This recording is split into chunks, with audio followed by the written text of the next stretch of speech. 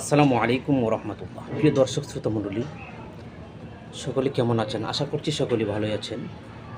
আজকে আপনাদের মাঝে একটি গুরুত্বপূর্ণ বিষয় আলোচনা করব। আপনারা হয়তো থাম্বনেইল দেখে বুঝেছেন আমি থাম্বনেইল কী লিখেছি। এখানে লেখা আছে নারীদের দুই স্বামী রাখার অনুমতি চেয়েছে আজমা, একজন হয়তো ভারতের এক নায়িকা। প্রিয় দর্শক, এই অনুমতিটা ইসলামে কতটুকু জায়েজ আছে? যদি আপনাদের জানা থাকে অবশ্যই কমেন্টস বক্সে জানিয়ে দিবেন।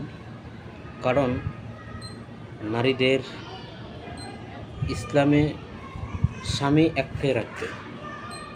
হ্যাঁ, একজন পুরুষে 4টি বিবাহ করতে পারে, এটা ইসলামে বিধান আছে। কিন্তু একজন মহিলা 4জন স্বামী কীভাবে সে রাখবে? কি আশ্চর্য ব্যাপার! এই একজন ভারতের নায়িকা, সে স্পষ্টভাবে সে অনুমতি চাচ্ছে সে 2 স্বামী রাখার জন্য। এটা ইসলামে কতটুকু জায়েজ আছে তো জানি না। সে কি ভেবে এই অনুমতি চেয়েছে।